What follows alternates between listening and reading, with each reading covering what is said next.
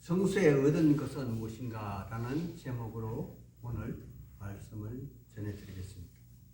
시편은 총 5권으로 편집이 되어 있는데 이는 모세 오경을 모방한 것이며 또한 여기 73편부터 89편은 제3권에 해당되며 모세 오경 중 레위기에 해당이 됩니다.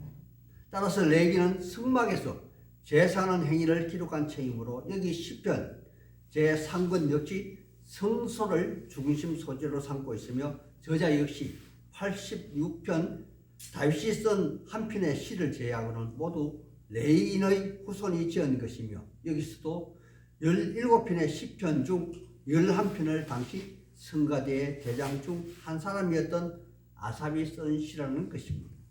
따라서 오늘 시편을 기록한 아삽은 다윗과 동시대의 사람으로서 그의 삶과 시편에 등장하는 배경은 사사기 말기인 엘리 제사장 때 성막의 법궤가 블레셋 군인에 의해서 빼앗겼던 것을 다윗이 나라를 정비하고 새로운 질서를 확립하기 위하여 언약궤를 예루살렘으로 되찾아오는 그러한 과정에서 다윗이 레위 자손으로 하여금 법궤를 중심으로 하나님의 신정 정치를 공고히 하고자 하던 중 발탁이 되었던 3인의 인물 중 한 사람이 바로 아삽이라는 그러한 사람입니다. 여기에 대한 성경적 배경으로는 사무엘상 6장과 사무엘하 6장 그리고 역대상 15장에 상세하게 기록이 되어 있는데 그 언약의 이동 경로는 대략 이러합니다.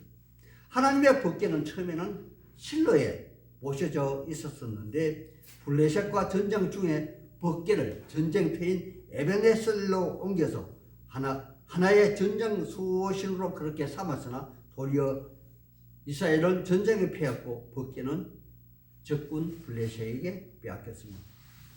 이에 대한 상징으로 엘리 제사장의 아들들은 죽임을 당하였고 그의 며느리는 아이를 낳으며 이가봇 즉 하나님의 영광이 이스라엘을 떠났다며 그의 아들 이름을 이렇게 지은 것입니다. 하지만 역으로 전쟁에 승리한 블레셋 사람들이 법궤를 그들의 땅으로 가지고 가서나 감당하지 못하고 결국은 전단은 암소의 수레에 실어서 이스라엘 베세메스로 보낼 수밖에 없었고 또다시 아비나의 집에서 보내져 20년을 그곳에 머무르게 됩니다. 이것에 대한 상징적인 사건으로서 블레셋 최고의 신인 다곤 신전에 법궤를 모셨는데 그 다곤 신의 목이 들어져 나간 그러한 사건이 벌어졌으며 언약궤가 블레셋 지역을 순회하는 곳마다 역병이 돌고 사람들이 죽어나갔다는 그러한 사실이며 또한 베셈에서의 이스라엘 사람들 역시 지혜와 지식이 없어서 법궤를 열어보다가 많은 사람이 목숨을 잃게 되었으므로 어쩔 수 없이 아비나답의 집으로 언약궤를 보낼 수밖에 없었다는 사실입니다. 그리고 이어서 다윗은 하나님이 자기를 들어서 이스라엘을 굳건하게 한 것을 깨닫고 법궤를 예루살렘 성으로 모셔올 것을 마음에 정하였고 아비나답의 나답의 집에서 법궤를 모셔오고자 했지만 그들의 마음과 정성만 있고 지식이 없었던 고로 아비나답의 아들들이 법궤를 수레에 실었고 결국 그의 아들 우사는 죽임을 당하고 맙니다.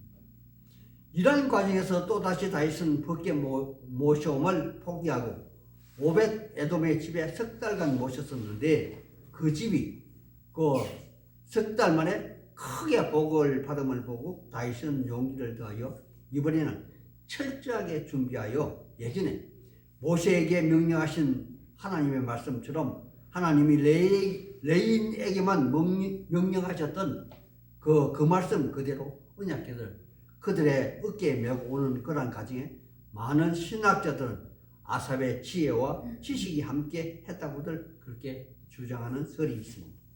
그럼 오늘 시편 제3권의 첫 번째 시인 73편을 한번 같이 살펴보겠습니다. 1절에 하나님께서 마음이 정결한 그의 백성들에게 항상 선을 행하시는도다 라고 결론적 사실을 선언적으로 먼저 공포하는 것을 우리는 봅니다.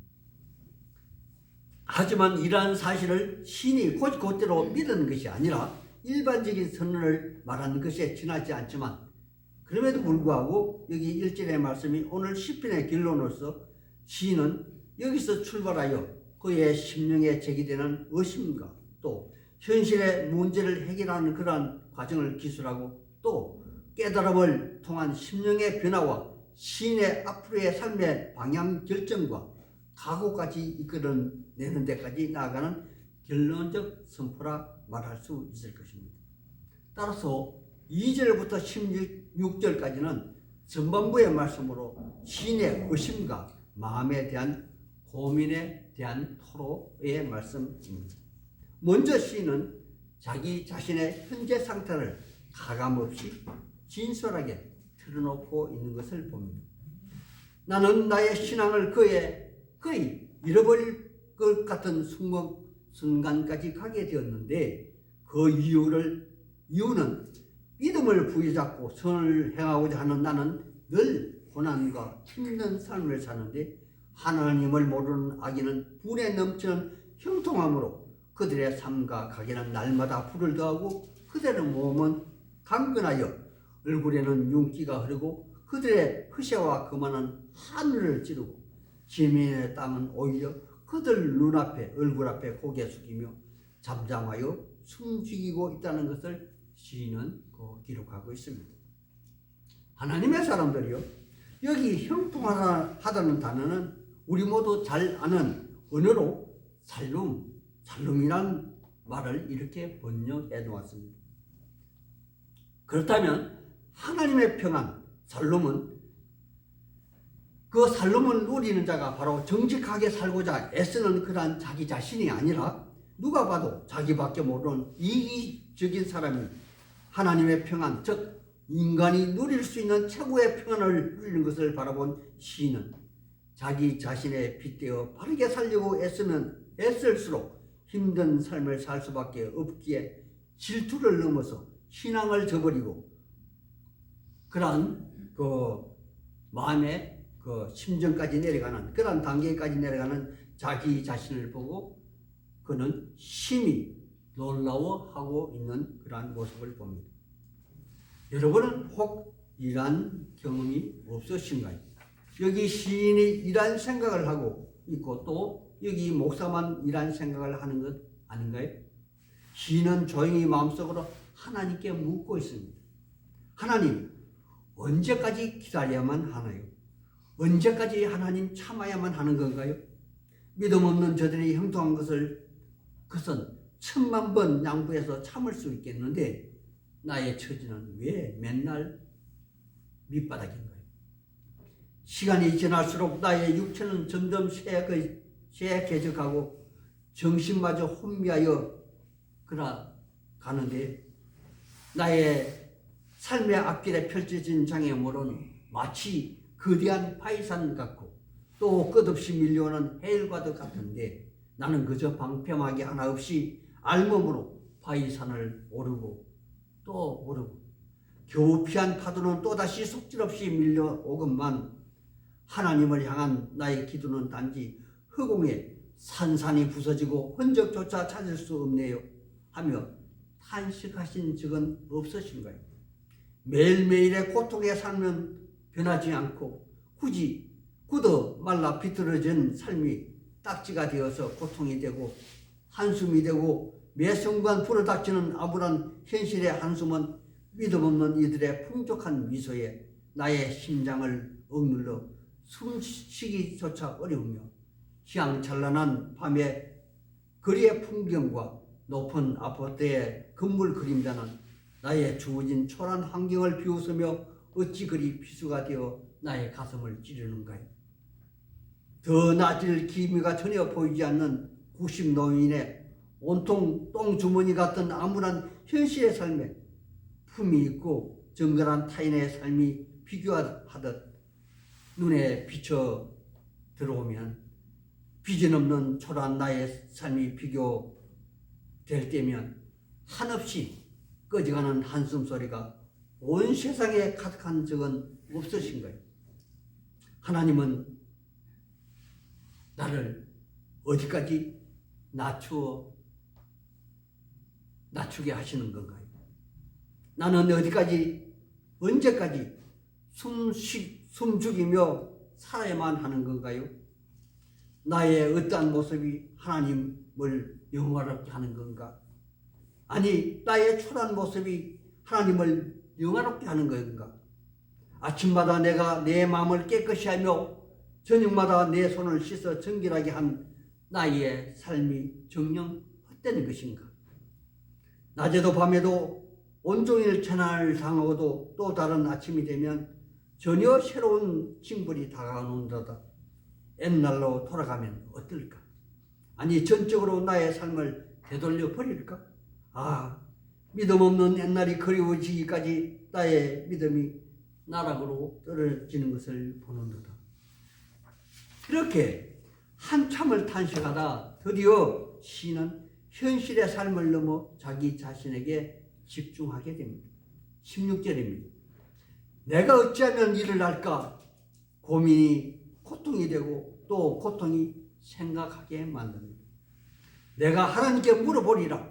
17절에 몸을 일으켜 세워서 하나님의 성수에 발을 들여 놓으니 비로소 그들의 형통의 끝을 보는도다. 하나님의 사람들이요, 여기 17절부터 마지막 절까지는 시인이 성수에서 깨달음을 노래한 그러한 말씀입니다. 그러므로 이 세상이 끝이 있는 세상이고 믿음을 가진 우리는 끝이 없는 영원한 세상을 소유한 그러한 자들로서 이 땅에서는 단지 나그네가 아닌가요? 때문에 그들의 삶은 이 세상에서 끝을 보아야 하고 우리의 믿음의 사람들은 이 세상이 하나의 순례의 한 여정의 단면이 아니던가요? 시인은 성소에서 비로소 자기 자신의 정체성을 한 번 더 일깨워봅니다. 하나님의 사람들이요, 시인은 성소에서 무엇을 발견하고 또 무엇을 깨달아 알았다는 그러한 말씀인가요? 일반적으로 성소는 기도하는 곳이요, 말씀이 선포되는 그러한 곳이 아니던가요? 따라서 그는 기도함으로 이 땅이 목적지가 아니고 순례길이라는 것을 깨달아 알았고 또 하나님의 약속하신 언약의 메시아의 나라를 소망으로 품었다는 그러한 사실일 것입니다. 따라서 그는 비로소 이 땅에서 일순간 형통한 그들의 종말을 깨달아 알게 된 것입니다. 모두 다 부질없는 것을 왜 이렇게 집착을 했던가? 21절에서 23절 말씀을 읽어드리겠습니다. 내 마음이 산란하여 내 양심이 찔렸나이다. 내가 이같이 우매무지함으로 주 앞에 짐승해 오니 내가 항상 주와 함께하니 주께서 내 오른손을 붙드셨나이다. 하나님의 사람들이요, 시는 갑자기 자기 자신이 의연해 보이고 또 현실의 삶에 초연해 보이는 것 같지 않습니까? 현실의 삶은 하나도 변한 것이 없는데 그냥 빈 마음으로 성소에 그냥 들렸을 뿐인데 성소의 무엇이 이렇게 신을 변하게 한 것일까요?